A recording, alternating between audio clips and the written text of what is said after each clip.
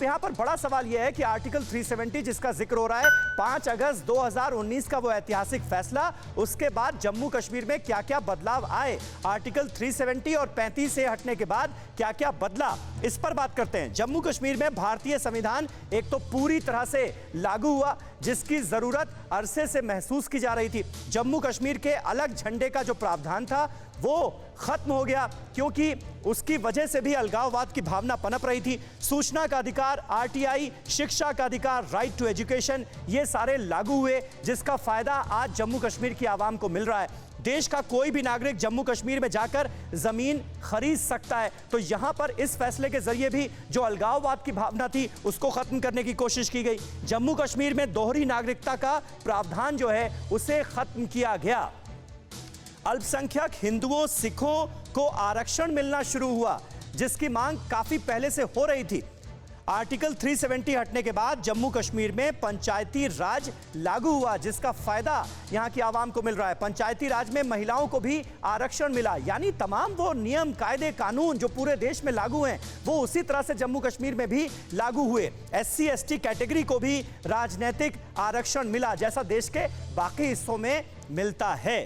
तो ये तमाम फायदे हुए हैं। आर्टिकल 370 हटने के बाद बैक टू विलेज प्रोग्राम शुरू किया गया है। इस योजना के तहत युवाओं को रोजगार पर फोकस किया जा रहा है। 50,000 युवाओं को रोजगार दिए जाने की ये पूरी योजना है। युवाओं को रोजगार के लिए वित्तीय मदद भी दी जा रही है, फाइनेंशियल हेल्प भी दी जा रही है। कश्मीर में 25,000 नई नौकरियों का ऐलान किया जा चुका है और 18,000 पदों पर भर्तियां जो हैं इनके एडवर्टीजमेंट निकल चुके हैं, भर्तियां चल रही हैं। यानी 18,000 पदों पर भर्तियां शुरू भी हो चुकी हैं, एक तरह से प्रोसेस शुरू हो चुका है। 25,000 नौजवानों को नौकरियां दिए जाने की बात कही जा रही है। जम्मू कश्मीर में देखिए अब सेहत का कैसे ख्याल रखा जा रहा है। 2 एम्स बनाए जा रहे हैं इस वक्त, उसका भी जो काम है वो जल्दी अमल में लाया जाएगा। जम्मू के सांबा में 750 बेड का एम्स बनाया जा रहा है।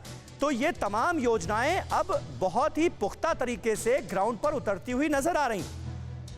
कश्मीर के अवंतीपुरा में दूसरा एम्स जो है वो बनाया जा रहा है। श्रीनगर में 500 बेड वाला बच्चों का एक बिल्कुल नया अस्पताल बनकर तैयार होने वाला है। तो इन सबका फायदा किसको मिलेगा? जम्मू कश्मीर की आवाम को मिलेगा। जाहिर है जम्मू में भी 200 बेड वाला एक मैटरनिटी हॉस्पिटल बनाया जा रहा है। तो विकास कार्य जो है वो बहुत तेजी से चल रहे हैं। आर्टिकल 370 हटने के बाद जम्मू में नए हड्डी और जोड़ के इलाज के लिए भी अस्पताल बनाया जा रहा है। तो सेहत का कितना ध्यान रखा जा रहा है आप ये देखिए। जम्मू के GMC में 100 बेड का एक इमरजेंसी ब्लॉक बनाया जा रहा है। श्रीनगर GMS नर्सिंग यूनिवर्सिटी का निर्माण किया जा रहा है, जहां पर नर्सों को ट्रेनिंग दी जा सकेगी। JNK में 17 जिला अस्पतालों का निर्माण कराया जा रहा है। ये सब कुछ चल रहा है। तो बड़े पैमाने पर जो डेवलपमेंट के काम हैं वो चल रहे हैं। इसके अलावा मेट्रो से जुड़े जो अहम जानकारियां हैं वो आपको दे दें। मेट्रो के लिए 10,599 करोड़ के प्रोजेक्ट रिपोर्ट तैयार कर ली गई है। यानी मेट्रो को किस तरह से जम्मू कश्मीर के अलग अलग इलाकों तक पहुंचाया जाए उसकी रूपरेखा भी तैयार हो गई है। 2024 तक लाइट मेट्रो चलनी शुरू हो जाएगी।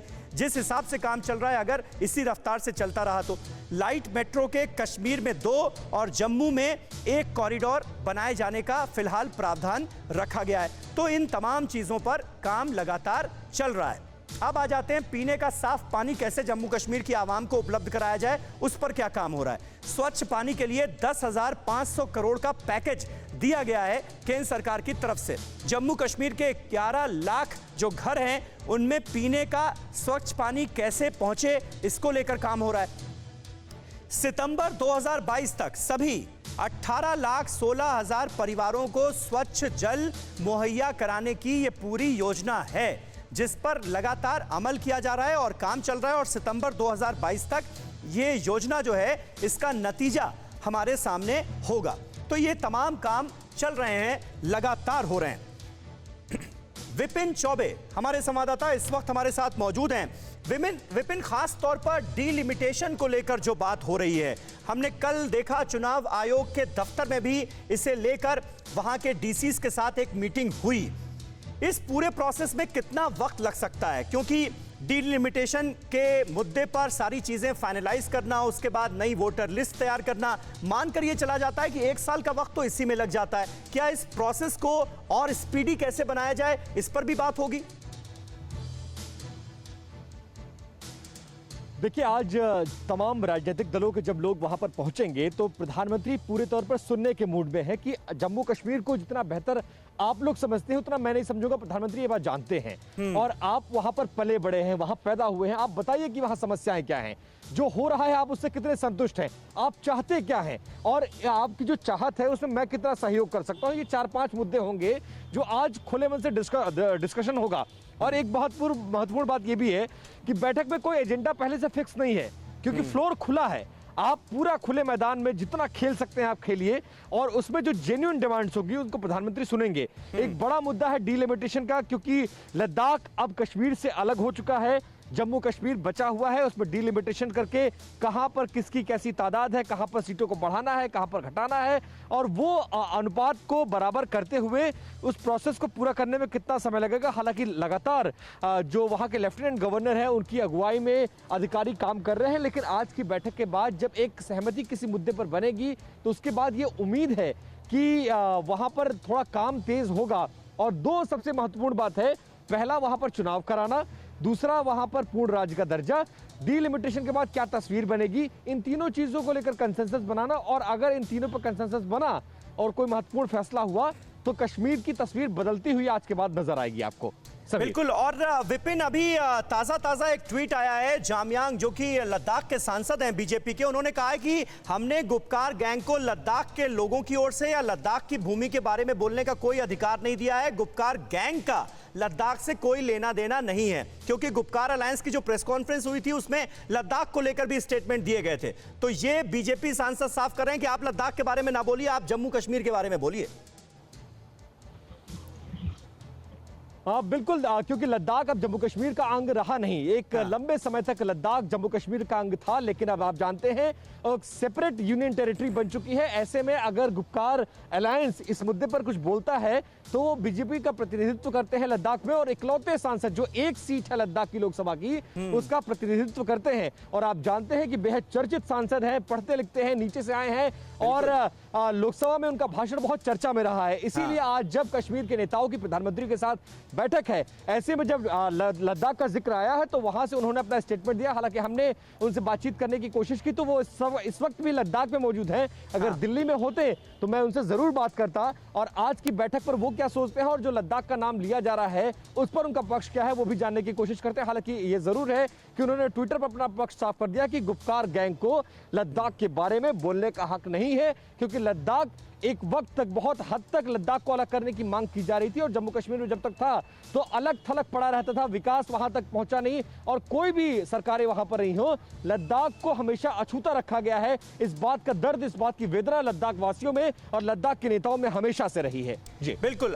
जीडी बख्शी साहब हमारे साथ मौजूद हैं। जीडी बख्शी साहब, अब ये आर्टिकल 370 हटाए जाने के बाद इतना वक्त गुजर चुका है और पाकिस्तान परस्त सोच और खास तौर पर आतंकवादी गतिविधियां, इस पर लगाम लगाने की कोशिशें भी बदस्तूर जारी हैं, लेकिन अभी भी आतंकी हमले हो रहे हैं। 22 जून, 17 जून, 2 जून का हमने जिक्र किया इससे पहले, और सिक्योरिटी फोर्सेस के जवानों को निशाना बनाया जा रहा है और जम्मू कश्मीर पुलिस के जवान जो कि जम्मू कश्मीर से ही ताल्लुक रखते हैं, कश्मीरी होते हैं ज्यादातर, उनको निशाना बनाया जा रहा। तो ये क्या मैसेज पाकिस्तान और आतंकवादी संगठनों की तरफ से देने की कोशिश की जा रही?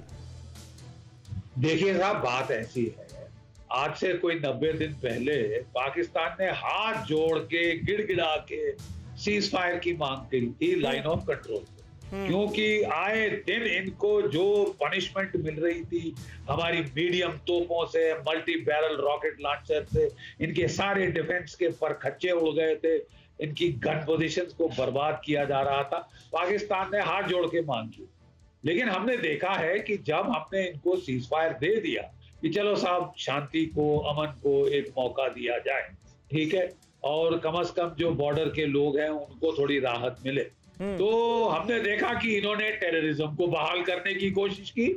ये सोचते हैं कि ये एक बड़ा सुनहरा मौका है कि हम किसी तरह, जब हमारे पे सैनिक दबाव कम हो, तोपें हमारे पे कम गरजें, तो हम इन्फिल्ट्रेट करें, हम ड्रोन्स के जरिए हथियार भेजें और दोबारा टेररिज्म शुरू करने की कोशिश करें। लेकिन मैं आपको समझा रहा हूं परिप्रेक्ष्य, कहां 5000 आतंकवादी होते थे जम्मू कश्मीर की रियासत में, 5000 आर्म टेररिस्ट, जिनमें से 60% पाकिस्तान से आए। आज रह गए 150। 150 उनके पास भी हथियार नहीं, एमुनेशन नहीं, असला नहीं, जिसको बड़ी डेस्परेटली पाकिस्तान भेजने की कोशिश कर रहा है। और कभी कभार वो कोशिश करते हैं कि कोई प्रोमिनेंट टारगेट के ऊपर वार किया जाए ताकि दुनिया को ये बताया जाए कि टेररिज्म अभी भी जिंदा है कश्मीर में, अभी भी हम पूर्ण रूप से मरे नहीं है, ये दिखाने के लिए। अड़ी सोमवार से शुक्रवार शाम 6 बजे सिर्फ TV9 भारतवर्ष पर।